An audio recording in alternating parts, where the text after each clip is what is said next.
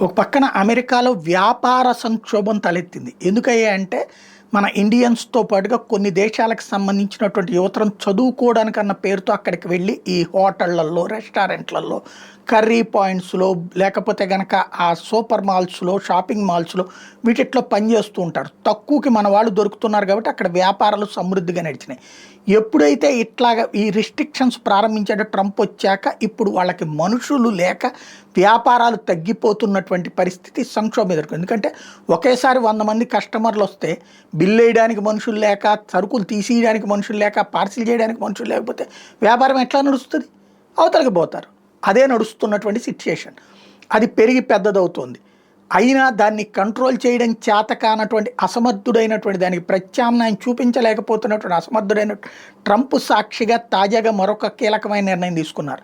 ఎవరైతే ఏ సంస్థ అయినా సరే విదేశీయుల్ని ఎవరినైనా సరే అక్కడ గనక వర్కర్స్గా పెట్టుకుంటే 25% పన్ను అదనంగా సదరు సంస్థ కట్టాలంట. అంటే ఇప్పుడు ఇట్లా డైరెక్ట్గా తీసుకోకుండా ఇండైరెక్ట్గా తీసుకునే సంస్థల మీద కూడా ఇప్పుడు డైరెక్ట్ ఆంక్షలు పెడుతున్నాడు అనమాట.